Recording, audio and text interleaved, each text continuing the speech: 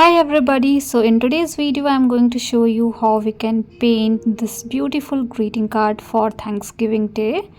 And I have used a little bit of metallic color, but that is totally optional. So we are not only going to paint this beautiful greeting card, but we are also going to understand how we can create different perspective of pumpkins.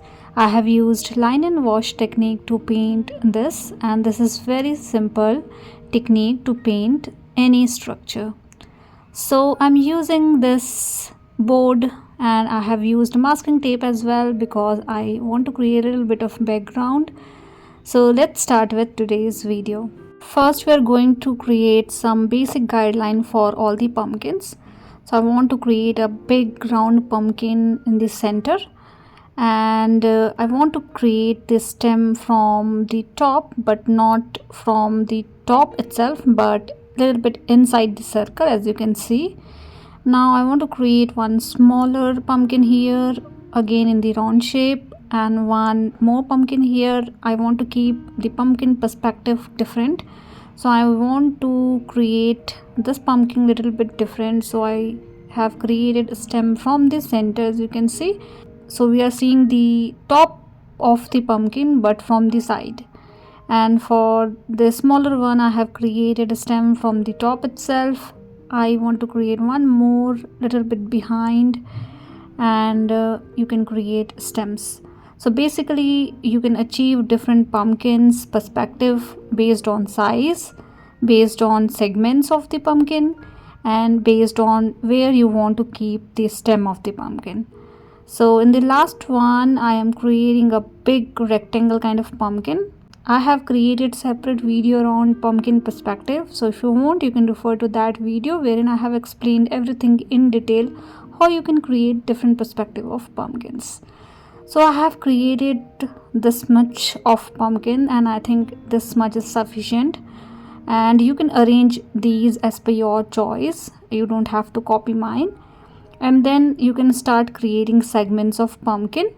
So I'm using directly pen to create these things because I know what I needed, but if you want you can do these things with the help of pencil first and then trace everything with the help of pen. So in this one I have created bigger segments, as you can see, and you can keep the pumpkin plain as well, like it has a little bit of pattern but do not have any kind of segments. So something like this you can definitely try around every pumpkin that you have. So I have created a smaller one with smaller segments into it.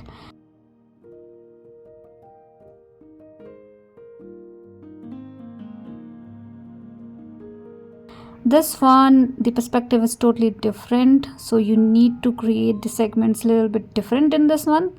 So I'm going to start creating segments like these. So I have created curve around the circle like this, and then you can do little bit of wavy pattern around the edges. So I think these perspective is important because we are creating a group of pumpkin, so it's better if you can keep different perspective and different size of pumpkin altogether. Now I'm using this line and wash technique wherein we draw everything with the help of pen and then we paint it easily, putting some watercolor into it. So this is the easiest way to paint anything, I guess. And if you are in hurry and if you want to make something for your loved ones, I think this technique is very simple if you want to create something during last minute.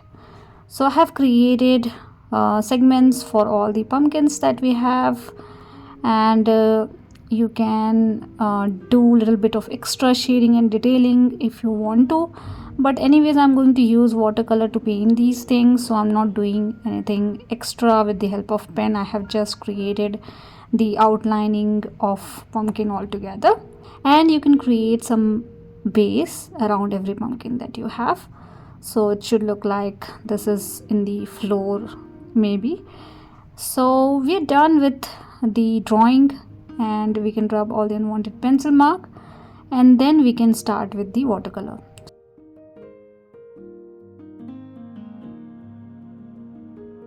So I'm using wet on wet technique to create background. So Apply water throughout the sheet, go back and forth multiple times and make sure the sheet is wet enough, and then you can use different color to create background. I'm using light shade of blue color, so I'm using more water and less pigments of color, and I'm using little bit of purple color in between.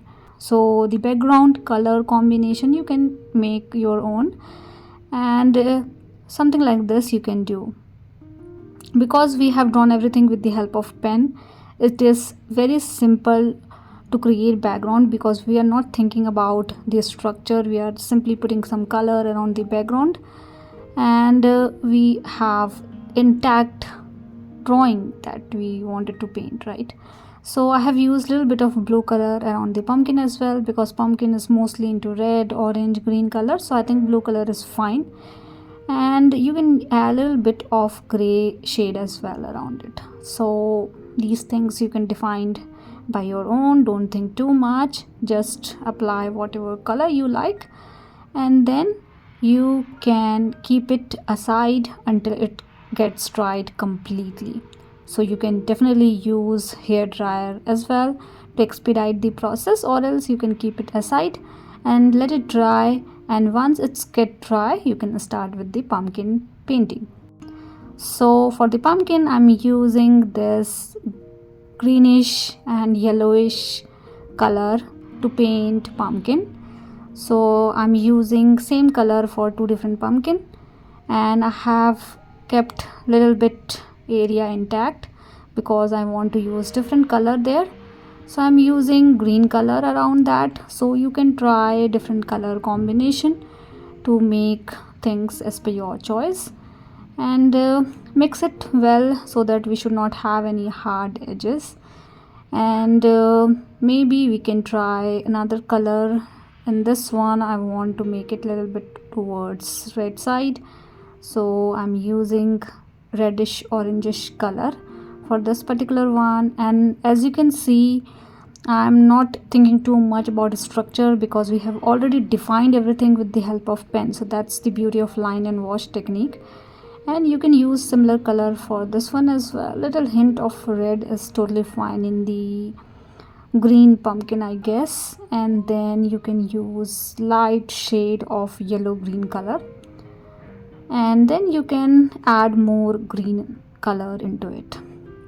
So different color combination you can use. You can definitely use some imaginary color as well, or you can make it little fun to add different shades of color which is not related to pumpkin at all, so that is also fine. So the idea is to learn the basic thing, and then you can create multiple greeting card like these. You can adjust the pumpkin structure as per your choice, you can adjust the shape as per your choice, you can change the perspective of pumpkin as per your choice, and you can compose these things as per your choice. So we have different choice to make something like these, and you can create more than 100 green cards, I guess, with this basic technique. So I have used little bit of green color, little bit of red color, little bit of orange color, and I have combined all these colors together to paint something like this. Now let's do a little bit of brownish grayish color at the base. So I'm creating a base like this. I don't want any hard edges. To make sure you are applying a little bit of water at the base to blend color completely so that we can avoid any hard edges.